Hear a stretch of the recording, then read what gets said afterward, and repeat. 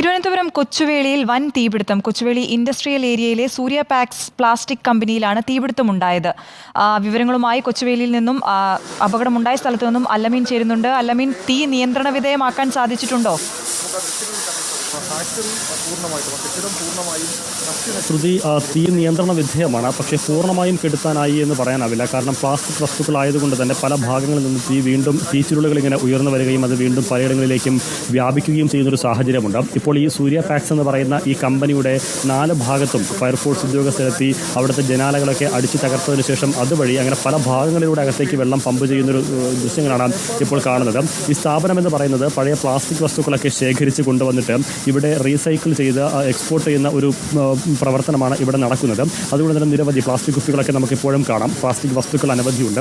അത് ഈ കമ്പനിയുടെ പല ഭാഗങ്ങളിലായി ചാക്കുകെട്ടുകളിലായി സൂക്ഷിച്ചിരിക്കുകയാണ്. നമുക്ക് ആ ദൃശ്യങ്ങൾ കൂടി ഒന്ന് കണ്ടുവരികയും ചെയ്യാം. ചാക്കുകെട്ടുകളിലായി വലിയ ബണ്ടിലുകളായിട്ടാണ് പ്ലാസ്റ്റിക് വസ്തുക്കൾ ഇവിടെ ശേഖരിച്ചിരിക്കുന്നത്. ഇത്തരത്തിലുള്ള പ്ലാസ്റ്റിക് വസ്തുക്കൾ കൊണ്ടുവന്ന് ഇവിടെ റീസൈക്കിൾ ചെയ്ത് അത് ഗ്രന്യൂൾസ് ആയിട്ട് പുറത്തേക്ക് അയക്കുന്ന ഒരു പ്രോസസ്സിംഗ് ആണ് ഈ യൂണിറ്റിൽ നടക്കുന്നത്.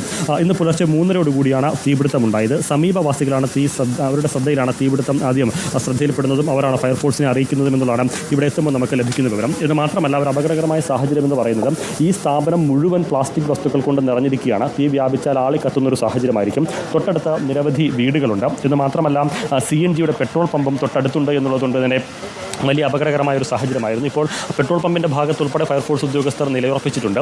എന്തെങ്കിലും ഒരു അപകടകരമായ സാഹചര്യം വന്നാൽ അവിടെയും നിയന്ത്രിക്കേണ്ടതുണ്ട്. ഇപ്പോൾ വലിയ ഒരു തീ അത് നിയന്ത്രണ വിധേയമായിട്ടുണ്ട്. പക്ഷേ ഇപ്പോഴും നമുക്കിപ്പോൾ ദൃശ്യങ്ങളിൽ കാണാം, ഈ പുക ഇങ്ങനെ ഉയർന്നു വന്ന് പുകച്ചുരുളുകൾ ഉയർന്നു വന്നിട്ട് പിന്നീടാണ് അത് തീച്ചുരുളുകളായി മാറുകയും വീണ്ടും ആളി കത്തുകയും ചെയ്യുന്നത്. കഴിഞ്ഞ കുറേ നേരമായി ഈ രീതിയിൽ നിൽക്കുകയാണ്. പക്ഷേ തീപിടുത്തം ഉണ്ടായപ്പോൾ തന്നെ ഫയർഫോഴ്സ് എത്തിയതുകൊണ്ട് തന്നെ ഈ വിധത്തിൽ ഇപ്പോഴെങ്കിലും നിയന്ത്രണ വിധേയമാക്കാനായി. സമീപവാസികളുടെ ശ്രദ്ധയിലാണ് അത് ആദ്യം പെടുന്നത്. സെക്യൂരിറ്റി ജീവനക്കാർ അറിഞ്ഞിട്ടുണ്ടായിരുന്നില്ലേ വിവരം? നമ്മൾക്ക് രാവിലെ ലഭിച്ചിരുന്ന വിവരം ഇവിടുത്തെ സെക്യൂരിറ്റി ജീവനക്കാർ അറിയിച്ചു എന്നുള്ളതാണ്. പക്ഷേ ഇവിടെ എത്തുമ്പോൾ ഒരു സെക്യൂരിറ്റി ജീവനക്കാരൊക്കെ ഉള്ളൊരു സ്ഥാപനമാണെന്ന് തോന്നുന്നില്ല. സമീപത്ത് നിരവധി വീടുകളുണ്ട്. ആ സമീപവാസികളാണ് കണ്ടത് എന്നുള്ളതാണ് നമുക്കിവിടെ എത്തിയപ്പോൾ ലഭിച്ചിരിക്കുന്ന ഒരു വിവരം. നമുക്ക് പ്രദേശവാസികളുടെ ഒരു പ്രതികരണത്തിലേക്ക് കൂടി നമുക്കൊന്ന് പോയി വരാം. അവരാണ് കണ്ടത്, എന്താണ് ഇവിടെ നടക്കുന്നത് എന്നുള്ള കാര്യങ്ങളും. അപ്പം ഫയർഫോഴ്സ് ഉദ്യോഗസ്ഥൻ്റെ ഒരു പ്രതികരണം കൂടി എടുത്തതിന് ശേഷം നമുക്ക് പരിസരവാസികളുടെ ഒരു പ്രതികരണത്തിലേക്ക് പോയി വരാം. രാവിലെ മുതൽ തന്നെ രക്ഷാപ്രവർത്തനത്തിന് നേതൃത്വം കൊടുക്കുന്ന ഫയർഫോഴ്സ് ഉദ്യോഗസ്ഥരുണ്ട്. അദ്ദേഹത്തിൻ്റെ ഒരു പ്രതികരണത്തിലേക്ക് നമുക്ക് പോയി വരാം. സാറേ, എന്താണ് സംഭവിച്ചെന്നൊരു വിലയിരുത്തലുണ്ടോ സാറേ? തീർച്ചയായും ഇപ്പോൾ നമുക്കൊരു പ്രാഥമികമായിട്ടൊന്നും പറയാൻ കഴിയില്ല. ഇതിപ്പോൾ ഇത് കുറച്ചുകൂടെ നമ്മൾ അന്വേഷിച്ചതിന് ശേഷമാണ് എന്തോരം കോസ് ഓഫ് ഫയർ എന്ന് പറയാൻ സാധിക്കുകയുള്ളൂ. എന്തായാലും തീ പൂർണ്ണമായും നിയന്ത്രണ വിധേയമാണ്. അടുത്തോട്ടൊന്നും വ്യാപിച്ചിട്ടില്ല. ഇതിനകത്ത് തന്നെ ഒതുക്കുന്നതിന് സാധിച്ചിട്ടുണ്ട്. അതുകൊണ്ട് എന്തായാലും ഇനി അപകടാവസ്ഥയൊന്നുമില്ല. എത്ര യൂണിറ്റ് ആയിരുന്നു നമ്മളിതിനായിട്ടുണ്ടായിരുന്നത്? 20ഓളം യൂണിറ്റുകൾ കണ്ടിന്യൂസ് വർക്ക് ചെയ്താണ് ഇത് തീ നിയന്ത്രണ വിധേയമാക്കിയത്. പ്രത്യേകിച്ച് പ്ലാസ്റ്റിക് ആയതിനാൽ തന്നെ തീ പിടിച്ച് കഴിയുമ്പോൾ മെൽറ്റഡ് ഫോമിലോട്ട് മാറുകയും ഫോമും കൂടെ യൂസ് ചെയ്താണ് നമ്മൾ കൺട്രോൾ ചെയ്യാൻ സാധിച്ചത്. അതുകൊണ്ട് തന്നെയാണ് കുറച്ച് സമയമെടുത്തത്. അല്ലാതെയുള്ള വേറെ മെറ്റീരിയലൊക്കെ ആണെങ്കിൽ കുറച്ചുകൂടെ പെട്ടെന്ന് നമുക്ക് തീ അണയ്ക്കാൻ പറ്റുമായിരുന്നു. പിന്നെ ഇതിൻ്റെ സ്ട്രക്ചറിൻ്റെ ബലക്ഷയം ഉള്ളതുകൊണ്ട് തന്നെ അകത്ത് കയറി ഫയർ ഫൈറ്റ് ചെയ്യാൻ പറ്റാത്തൊരവസ്ഥയായിരുന്നു. പിന്നെ അകത്ത് കയറി നമുക്ക് ലൈഫ് സേവ് ചെയ്യുന്നതിൻ്റേതായിട്ടുള്ള ആവശ്യമൊന്നുമില്ലായിരുന്നു. അല്ലെങ്കിൽ തന്നെ പ്രഷ്യസ് ആയിട്ടുള്ള സാധനങ്ങളും അകത്തില്ലായിരുന്നു. അപ്പോൾ അതുകൊണ്ട് തന്നെ വളരെ കൺട്രോളായിട്ട് വളരെ ശ്രദ്ധിച്ചാണ് ഫയർ ഫൈറ്റ് ചെയ്തത്. ഇപ്പം തീ പൂർണ്ണമായിട്ട് നിയന്ത്രണ വിധേയമാണ്. വേറെ അപകടാവസ്ഥയൊന്നുമില്ല. എപ്പോഴും പലയിടങ്ങളിൽ നിന്ന് ഈ പുകച്ചുരുളും തീച്ചുളൊക്കെ വരുന്നുണ്ട്. അത് നോർമലി ഇനി കുറച്ച് സമയം കഴിഞ്ഞാണ് തീർന്നു. മുഴുവൻ ഈ പ്ലാസ്റ്റിക് ശേഖരം ഇങ്ങനെ കൊണ്ടിട്ടിരിക്കുകയാണ്. അതൊരു ആ രീതി തീർച്ചയായിട്ടും അത് ഒരു വളരെ ഇതിൻ്റെ ഹൗസ് കീപ്പിംഗ് വളരെ മോശമായിട്ടുള്ള അവസ്ഥയിലാണ്. അതിന് അന്വേഷണം നടത്തുന്നതാണ്. ഇത് ഈ രീതിയിൽ പ്രാഥമിക അഗ്നിശമന ഉപകരണങ്ങളൊന്നും തന്നെ ഇല്ലായിരുന്നു. അതിന് അന്വേഷണം നടത്തുന്നതാണ്. ാണ് എന്താണ് തീപിടുത്തം എന്നുള്ളൊരു പ്രാഥമിക വിലയിരുത്തലിലേക്ക് ഇനി എത്താനാവുകയുള്ളൂ. 20ഓളം ഫയർഫോഴ്സ് യൂണിറ്റുകൾ തീ അണയ്ക്കുന്നതിനായി രംഗത്തുണ്ടായിരുന്നു എന്നുള്ളതാണ് ഉദ്യോഗസ്ഥർ പറയുന്നത്. ഇത് മാത്രമല്ല, ഇപ്പോൾ പൂർണ്ണമായും നിയന്ത്രണ വിധേയമായിട്ടുണ്ടെന്ന് കൂടിയും അവർ പറയുന്നു. ഈ സമീപവാസികളിൽ ചിലരുടെ പ്രതികരണത്തിലേക്ക് കൂടി നമുക്കൊന്ന് പോയി വരാം. നിങ്ങൾ ഈ സമീപത്തുള്ളവരാണോ? ഞാൻ ഈ അസോസിയേഷൻ്റെ പ്രസിഡൻ്റാണ്.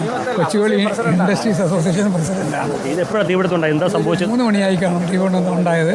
കൃത്യസമയം അറിയില്ല, കൃത്യ കാരണവും അറിയില്ല. പക്ഷെ തൊട്ടടുത്തുള്ള സ്ഥാപനത്തിൽ ഉണങ്ങിക്കിടക്കുന്ന ജീവനക്കാരാണ് വെട്ടം കണ്ട് ചാടി എണീറ്റത്. ഇതിൻ്റെ ഗ്ലാസ് പൊട്ടിത്തെറിച്ച് അവരുടെ ഗ്ലാസ്സിലേക്ക് വീണു. അങ്ങനെ എറിഞ്ഞ് അദ്ദേഹം യൂണിറ്റ് ഉടമയെ അറിയിച്ചു. അങ്ങനെ പിന്നെ ഉടനെ തന്നെ ഫയർ സ്റ്റേഷനും പോലീസിനും എല്ലാം പറഞ്ഞു. കൃത്യസമയത്ത് എല്ലാവരുടെയും സേവനം കിട്ടിയതുകൊണ്ട് കഴിഞ്ഞ 2.5 മണിക്കൂറായിട്ട് കൺട്രോൾ ഓപ്പറേഷനാണ്. ഇപ്പോൾ കൺട്രോളായി. അപ്പുറത്തെ പേപ്പർ കമ്പനിയാണ്. അപ്പം അവർ ഭയങ്കര സംഭവമാണ്. ഇത് രക്ഷപ്പെട്ടെന്നോണം പറയാം. 140 ഗ്യാസ് കമ്പനിയുണ്ട്. ഇപ്പുറത്തെ ഫുഡ് കമ്പനിയാണ്. അപ്പം എന്തായാലും ആ കുട്ടികൾ ആ സൗണ്ട് കേട്ട് എണീറ്റത് കൊണ്ട് മാത്രം രക്ഷപ്പെട്ടത്. അല്ലെങ്കിൽ ആകെ പണിയായി. ഫസ്റ്റ് 1 hour ഭയങ്കര ക്രിട്ടിക്കലായിരുന്നു. ഏതായിരുന്നാലും ഒരു ഈശ്വരാധീനം കൊണ്ട് ഫയറിൻ്റെ ഞാൻ തൊട്ടപ്പുറത്തെ സ്ഥാപനമാണ്.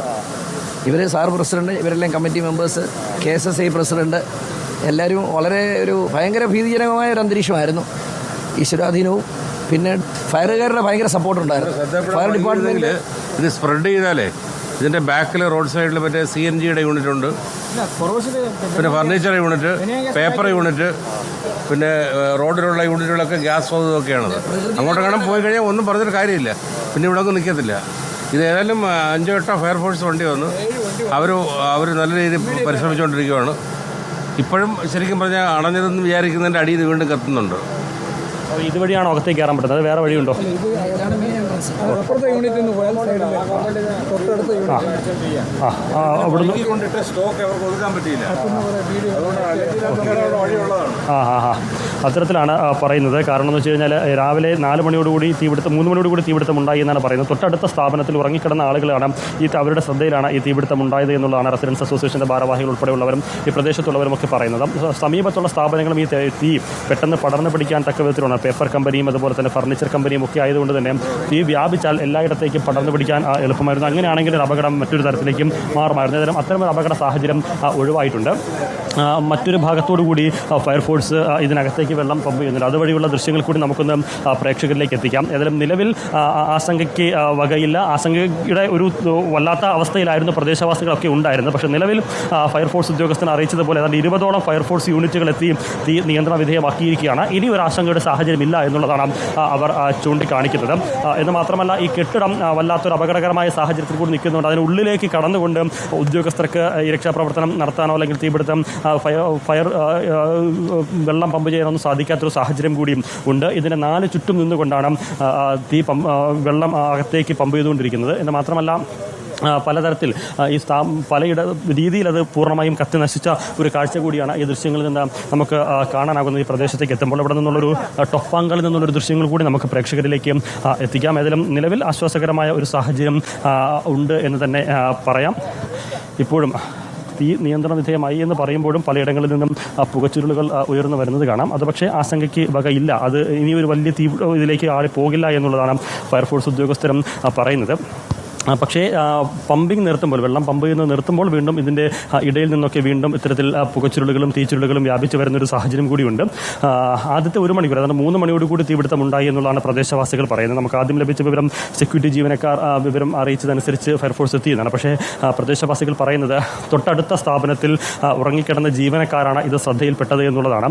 ഈ സ്ഥാപനത്തിൻ്റെ തീപിടുത്തമുണ്ടായ ഈ കമ്പനിയുടെ സൂര്യ പാക്സ് എന്ന് പറയുന്ന കമ്പനിയുടെ ചില്ലുകൾ, ജനൽ ചില്ലുകൾ, ഗ്ലാസ് ചില്ലുകൾ പൊട്ടിത്തെറിച്ച് തൊട്ടടുത്ത മറ്റൊരു സ്ഥാപനത്തിലേക്ക് വീഴുകയായിരുന്നു. അങ്ങനെയാണ് അവിടെ ഉണ്ടായിരുന്ന ആളുകൾ ഉറക്കമുണർന്നാണ് ഈ വിവരം അറിയുന്നതും തീപിടുത്തം ശ്രദ്ധയിൽപ്പെടുന്നതും മറ്റുള്ളവരെ അറിയിക്കുന്നതും എന്നുള്ളതാണ് സമീപവാസികളൊക്കെ ഒരു ആശ്വാസകരമായി തന്നെയാണ്. വലിയ ദുരന്തമാണ്. അതെ, അപ്പുറത്തൊക്കെ CNGയുടെ അടക്കം മറ്റു കമ്പനികളൊക്കെ ഉള്ളത് കൊണ്ട് തന്നെ വലിയൊരു ദുരന്തത്തിൽ നിന്ന് ഒഴിവായി എന്നുള്ളത് തന്നെയാണ്. തീ പൂർണ്ണമായും നിയന്ത്രണ വിധേയമാക്കാനായിട്ടുണ്ടെന്ന് തന്നെയാണ് ഫയർഫോഴ്സ് ഉദ്യോഗസ്ഥരും അറിയിക്കുന്നത്.